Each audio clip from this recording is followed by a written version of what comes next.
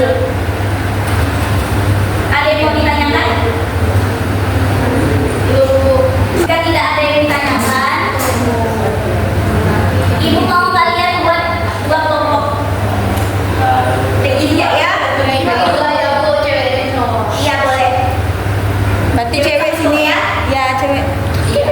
Sudah Ibu. Sudah.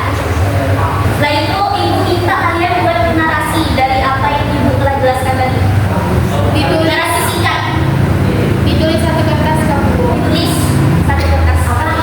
Ya. Narasi singkat dari Ibu, dari sebuah Penjelasan Ibu. Oh dari Ibu jelaskan tadi. Ya. Silakan Ibu jangan. Berapa menit, Bu? 5 menit.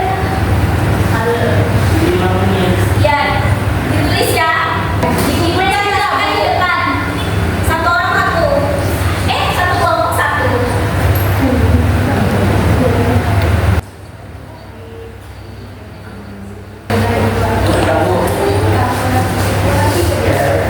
Tiga. Baik. Kelompok satu silakan maju dulu kan. Presentasi. Boleh? Silakan. Perhatikan teman-teman yang lain ya. Ya Ibu.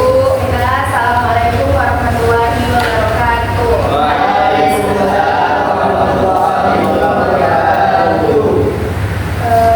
Saya perwakilan dari kelompok 1.